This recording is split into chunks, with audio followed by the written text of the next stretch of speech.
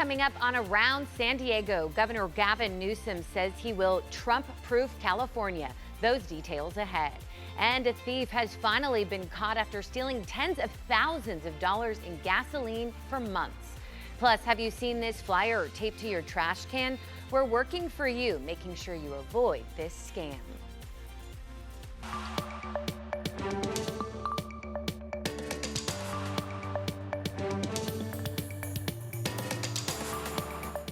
Hello and welcome. Thank you for joining us as we take you around San Diego. I'm CBS 8's Jenny Day. I'll get you caught up on a week's worth of news and look ahead in less than 30 minutes.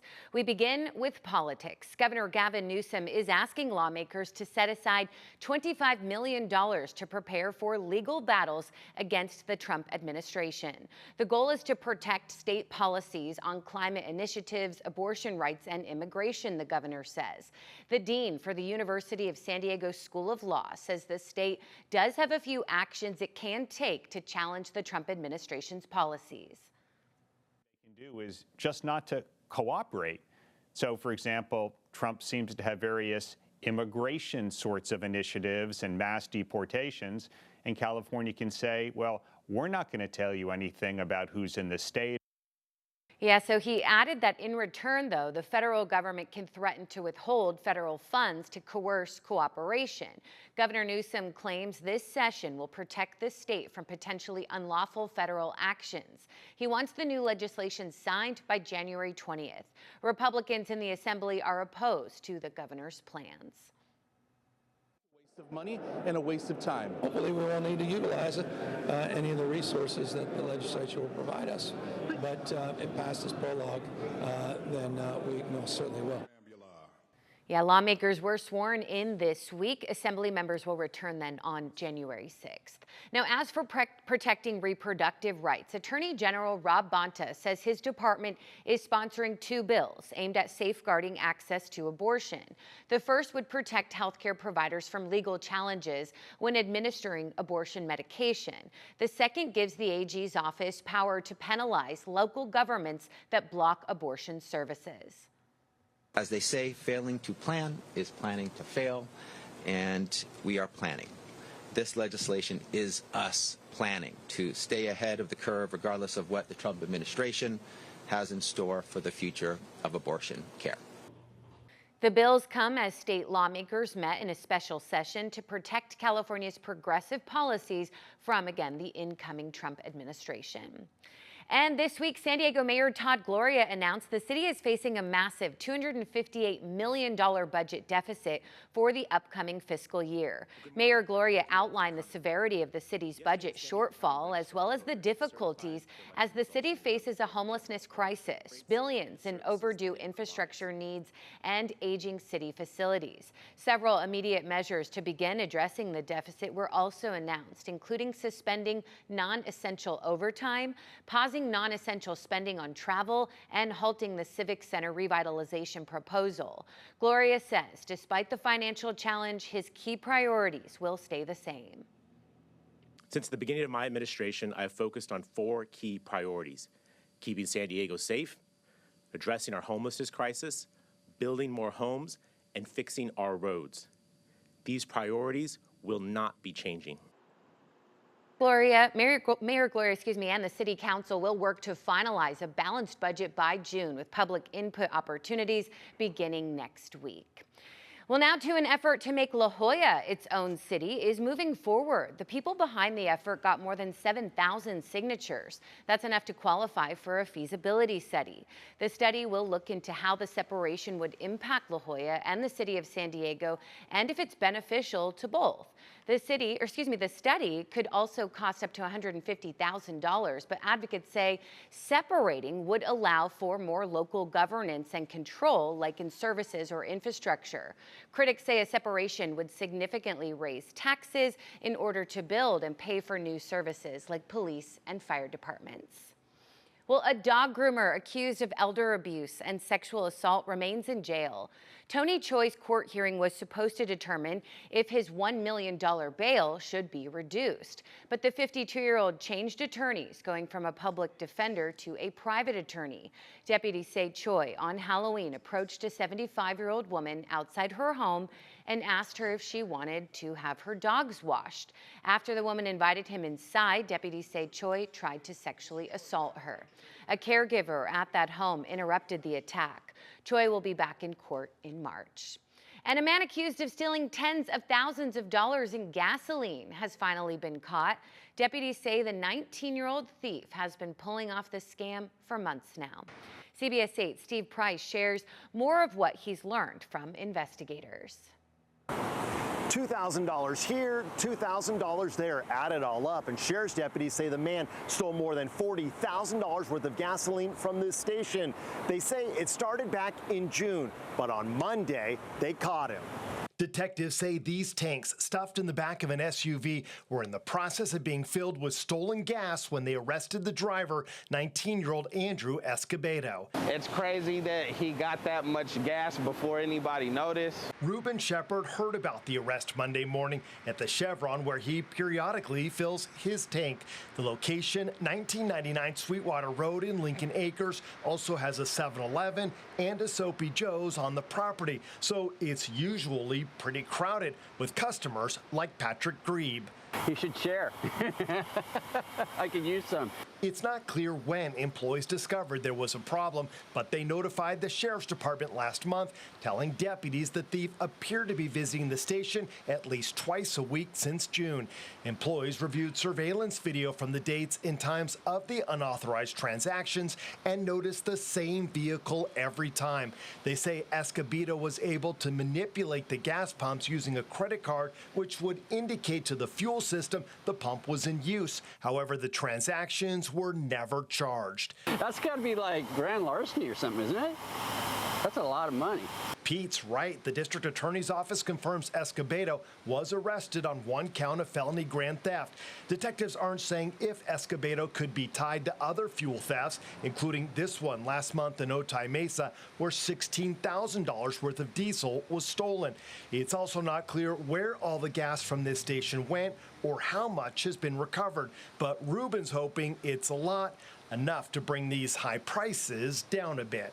Maybe so. Maybe we get some of that gas back and, we finally get the lower prices that us San Diegans deserve, from southeast to up north, and we can get all this resolved. Escobedo was released on $20,000 bail and is scheduled to be arraigned on December 9th. In Lincoln Acres, Steve Price, CBS 8. Yeah, and a state lawmaker from San Diego does want to repeal new clean air regulations that could lead to higher gas prices in the new year, as much as 65 cents more a gallon. Republican State Senator Brian Jones has proposed legislation that would repeal these regulations, which he says were passed with a lack of transparency and accountability. The ultimate goal is to push people into electric cars, whether they can afford them or not. And I have a job to do up here in Sacramento, and that's to protect my constituents from this crazy cost of living increases that this governor keeps pushing down our throats. The California Air Resources Board has said it will monitor for any unexpected gas price impacts caused by these changes, directing its staff to come back with program adjustments if fuel price hikes occur. Well, there are new rules for Starlight Circle there in Santee. A new ordinance allows the city manager to enforce regulations at privately organized events that impact safety or city functions. This includes sidewalk vendor regulations, which do not allow them to obstruct the flow of traffic or force pedestrians into the street. This is good news for many neighbors who say vendors have been causing safety issues for years. They get a line in the street and then traffic has to stop for that. Now we're talking about a security and safety purpose.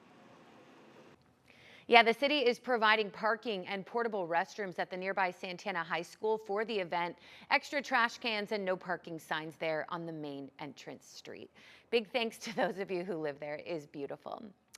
Well, have you seen this flyer taped to your trash can? It's a form offering street number curb painting, and some of our viewers tell us it looks like a city notice. But CBS 8's Alex Lai is working for you in La Jolla to find out what's really going on.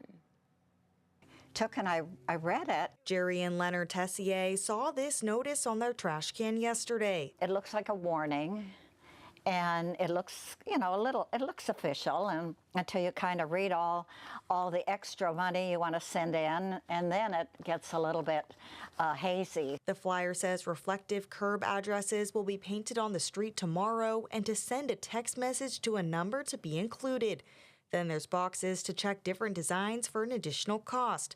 But it's how you pay for the service that caused neighbors to think twice. And then I read down at the bottom, and it said, for your convenience, you can leave cash or check. Who would ever leave money under their doormat? I mean, it doesn't sound like it's legit. We reached out to the city. They confirmed the notices are not from them and that anything from the city or other government entities would have a logo on it. But is painting house numbers on a curb even legal? In the city's municipal code, the occupant of a house may paint or have the curb painted with the house number at their own expense. And I don't know anyone would do it, but we live in a neighborhood that does have a lot of senior, and people, you know, want their address very clear for emergencies. I also called and texted the number at the bottom of the flyer. Hi, this is Alex with CBS 8. But did not hear back. Alex Lai, CBS 8.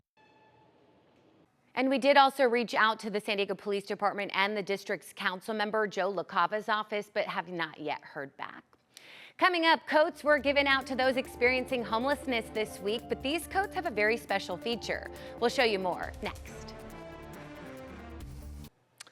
Welcome back. The city of El Cajon has a new police chief. The department announced Captain Jeremiah Larson is being promoted to the role. Larson grew up there in El Cajon and graduated from Granite Hills High School. He joined the department in 2002, working on various assignments, including patrol and investigations. He also served as a field training officer, cadet advisor, and a SWAT member for 18 years. Larson officially takes over on December 18th. Current Chief Mike Moulton announced his retirement earlier this year. Well, this week, the Veterans Village of San Diego hosted a kickoff to Giving Tuesday. In partnership with the San Diego Padres and Lucky Duck Foundation, they handed out winter coats to people experiencing homelessness. But these are not your typical jackets. They can easily turn into sleeping bags. Life-saving, and that's what we're trying to do is provide some immediate warmth and protection, hopefully save some lives out there as people try to find a brighter pathway. Yeah, and it's getting cold. The Lucky Duck Foundation is planning to distribute 4,500 of these sleeping bag coats. If you'd like to learn more about this or support their cause, just head to our website, cbs8.com.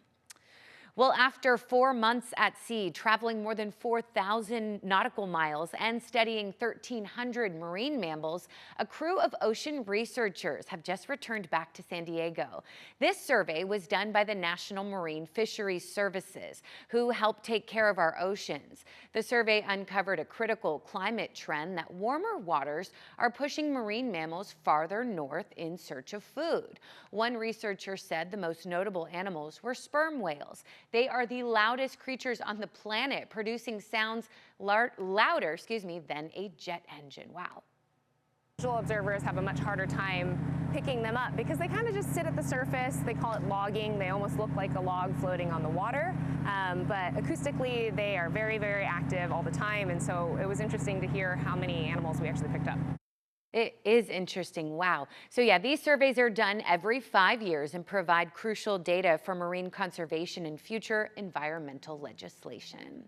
Coexisting with that. Hey, well, still ahead, we are getting a glimpse of glowing oceans, a way to experience bioluminescence for yourself. Gotta see this in an Earth 8 report. Well, a big blue bloom has been taking over the shoreline of Southern California. While mesmerizing for so many people, the sight is tough for scientists to predict. So that's why a local biologist is creating glowing oceans, an opportunity for you to experience bioluminescence for yourself year-round. CBS 8's Nadia Ranpur gives us a glimpse in this Earth 8 report. You want to pull your hand up and then flick your fingers. It's not every day we get video for the news in darkness. Lighting usually helps, but it is the best way to capture this. Wow. Just the bright effect. Oh my goodness. Microscopic phytoplankton fills the water, and with every move of my hands, that's so cool. You see that blue glow, and for me, feel the awe of one of Mother Nature's most fascinating phenomenon. Draw people in with this cool blue light, but then teach them all about the science of the ocean as we go. You've likely seen bioluminescence with photographers getting video and images that capture the clicks, but also the curiosity. It's nature's way of saying, I can do amazing things. At least that's what biologist Andy Bass hopes people learn with his Glowing Oceans experience. We invite visitors to take their shoes off and journey through bioluminescent lagoons, interact with touch pools where your movement activates a shimmer of bioluminescent plankton. Glowing Oceans won't be open until June of 2025, but tickets go on sale December 9th. Until then, you can still see the glow by feeling the flow at the now highly popular Oceans at Night at Birch Aquarium. Going strong for about 2 years, Birch Aquarium hosts a 21 and up party after dark among the sea creatures, both large and tiny. In fact, they have an entire exhibit on seeing microscopic things. And are you wondering what they're all waiting in line for? Worth the wait as people are drawn to bioluminescence, where Andy has set up interactive displays for Birch Aquarium. I've been growing this plankton for 12 years now. Starting out with a cup of seawater in his living room. Right now we're growing this plankton in sort of a warehouse-like environment on massive scale. So part of what I figured out is how do we grow this in really large volumes and keep it so that only the plankton we want are growing. It takes each cell an entire week to divide.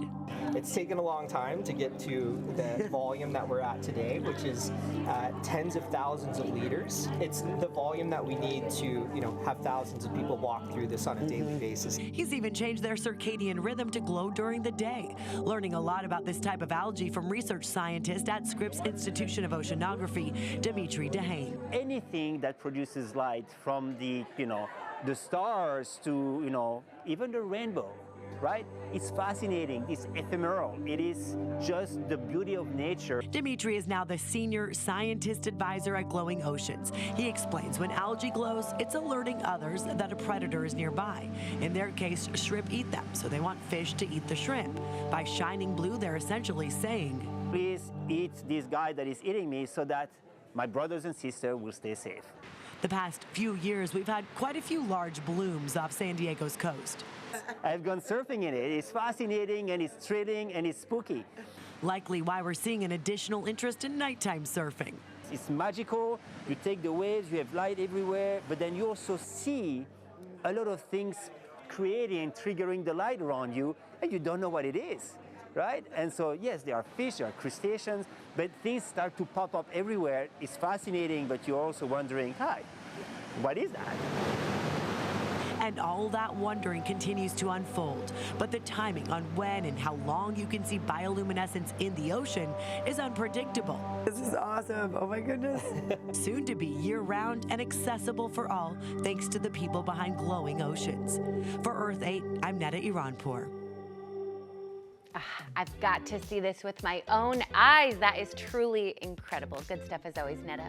Well, that will do it for us. Thank you so much for your time. Thank you for staying informed. For CBS 8, I'm Jenny Day. Take such good care.